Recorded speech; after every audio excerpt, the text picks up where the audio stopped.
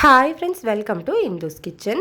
இன்றைக்கி நம்மளோட கிச்சனில் ரொம்ப டேஸ்டான ஹோட்டல் ஸ்டைல் சாம்பார் சாதம் எப்படி செய்கிறதுன்னு பார்க்கலாம். இதை செய்கிறதுக்காக ஃபர்ஸ்ட் ஒரு பவுலில் மெஷரிங் கப்பில் அரை கப் அளவு பச்சரிசி சேர்த்துக்கலாம். நான் இன்றைக்கி பச்சரிசியில் தான் செஞ்சுருக்கேன். இதுக்கு பதிலாக நீங்கள் சாப்பாட்டு புழுங்கல் அரிசி கூட யூஸ் பண்ணிக்கலாம். அதே மெஷரிங் கப்பில் 1/4 கப் அளவு துவரம் பருப்பு சேர்த்துருக்கேன். நீங்கள் எந்த கப்பில் அரை கப் அளவு அரிசி எடுக்கிறீங்களோ அதே கப்பில் 1/4 கப் அளவு துவரம் பருப்பு சேர்த்துக்கோங்க. அதுதான் மெஷர்மெண்ட்டு. இப்போது இந்த அரிசி பருப்பு ரெண்டையுமே நல்லா கழுவி எடுத்துக்கலாம்.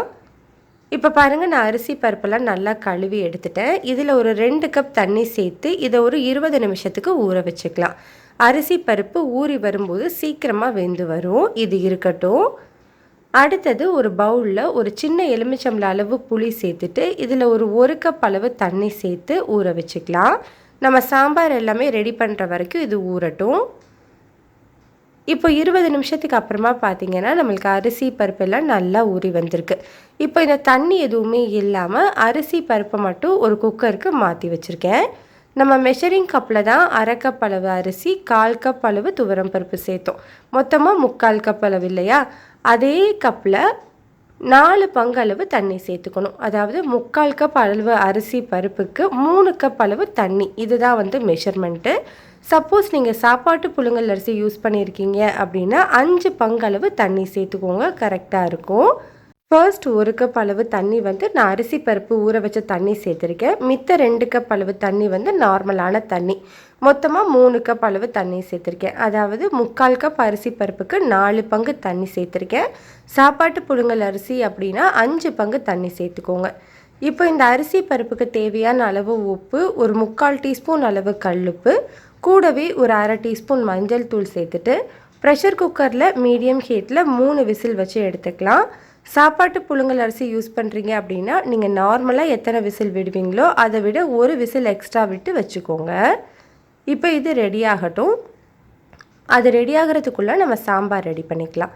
அதுக்காக ஒரு கடாயில் 2 டேபிள் ஸ்பூன் எண்ணெய் சூடுபடுத்திட்டு இதில் ஒரு 10 சின்ன வெங்காயம் முழுசாகவே சேர்த்து ஒரு 2 நிமிஷத்துக்கு வதக்கிக்கோங்க. இப்போ பாருங்கள், நம்மளுக்கு வெங்காயம் நல்லா வதங்கி வந்திருக்கு. இதில் ஒரு பாதி பெரிய வெங்காயத்தை நீளமாக கட் பண்ணிவிட்டு சேர்த்துக்கலாம். இதையும் ஒரு 2 நிமிஷத்துக்கு வதக்கிக்கோங்க. வெங்காயம் நல்லா வதங்கினதுக்கப்புறமா இதில் 2 மீடியம் சைஸ் தக்காளியை நீளமாக கட் பண்ணி வச்சுருக்கேன், அதை சேர்த்துக்கலாம். தக்காளி சீக்கிரமாக வதங்கிறதுக்காக இந்த சாம்பார் சாதத்துக்கு தேவையான அளவு உப்பு, 1 டீஸ்பூன் அளவு கல்லுப்பு சேர்த்து இந்த தக்காளி நல்லா மசிகிற வரைக்கும் வதக்கி விட்டுக்கோங்க. இப்போ பாருங்கள், நம்மளுக்கு தக்காளி இந்த அளவுக்கு மசிஞ்சு வெந்து வந்திருக்கணும். இந்த டைமில் நம்ம காய்கறிகள் ஆட் பண்ணிக்கலாம். நான் இன்றைக்கி ஒரு மீடியம் சைஸ் கேரட், 5 பீன்ஸ், 5 அவரைக்காய், 2 மீடியம் சைஸ் கத்திரிக்காய், பாதி முருங்கைக்காய், கூடவே ஒரு பாதி கேப்சிகம் சேர்த்துருக்கேன். கேப்சிகம் இந்த மாதிரி நம்ம கட் பண்ணிவிட்டு சேர்த்தோம் அப்படின்னா சாம்பார் சாதம் நல்ல மணமாகவும் இருக்கும், டேஸ்ட்டும் ரொம்ப நல்லாயிருக்கும். இப்போ இந்த காய்கறிகள் எல்லாத்தையுமே நம்ம கடாயில் சேர்த்துக்கலாம். ஸ்டவ்வை மீடியம் ஹீட்டில் வச்சுட்டு இந்த எண்ணெயிலேயே ஒரு 3லேருந்து 4 நிமிஷத்துக்கு நல்லா வதக்கிக்கோங்க. காய் எல்லாமே நல்லா வதங்கி வரும்போது தான் சாம்பார் சாதம் நல்ல மணமாகவும் இருக்கும், அதே நேரத்தில் டேஸ்ட்டும் ரொம்ப நல்லா வரும். இப்போ நமக்கு காய் எல்லாமே நல்லா வதங்கி வந்துருச்சு. இந்த டைமில் நம்ம சாம்பார் தூள் சேர்த்துக்கலாம். நான் இன்றைக்கி ஒரு 3 டேபிள் ஸ்பூன் அளவு சாம்பார் தூள் சேர்த்துருக்கேன். இது வீட்டில் செஞ்சது தான். சாம்பார் தூள் இல்லை அப்படின்னா நீங்கள் வீட்டில் அரைச்ச குழம்பு மிளகாய் தூள் கூட யூஸ் பண்ணிக்கலாம். அந்த ரெசிபியோட வீடியோ நம்மளோட சேனலில் ஏற்கனவே போஸ்ட் பண்ணியிருக்கேன். லிங்க் டிஸ்கிரிப்ஷன் பாக்ஸில் இருக்குது, விருப்பம் இருந்ததுன்னா செக் பண்ணி பாருங்கள். இப்போ இந்த தூளோட பச்சை வாசனை போகிற வரைக்கும் நல்லா வதக்கிட்டு இதில் நம்ம தண்ணி சேர்த்துக்கலாம். இதில் இப்போது ஒரு 4 கப் அளவு தண்ணி சேர்த்துக்கோங்க. தண்ணி சேர்த்து நல்லா மிக்ஸ் பண்ணிவிட்டு இதை ஒரு மூடி போட்டு ஒரு 10 நிமிஷத்துக்கு வேக வச்சுக்கலாம். இந்த காய் வேகட்டும். அதுக்குள்ளே நம்ம ஏற்கனவே குக்கரில் வச்சுருந்த அரிசி பருப்பை பார்த்துடலாம். இப்போ பாருங்கள், ப்ரெஷர் எல்லாமே ரிலீஸ் ஆனதுக்கப்புறம் நான் இதை ஓப்பன் பண்ணி வச்சுருக்கேன். அரிசி பருப்பு எல்லாமே நல்லா குலைவாக வெந்து வந்திருக்கு. இப்போது இந்த மாதிரி ஒரு மேஷர் வச்சு நல்லா மசிச்சு விட்டுக்கோங்க. சப்போஸ் உங்ககிட்ட மேஷர் இல்லை அப்படின்னா நம்ம வீட்டில் இருக்கிற குழம்பு கரண்டி வச்சு நல்லா மசிச்சுக்கோங்க.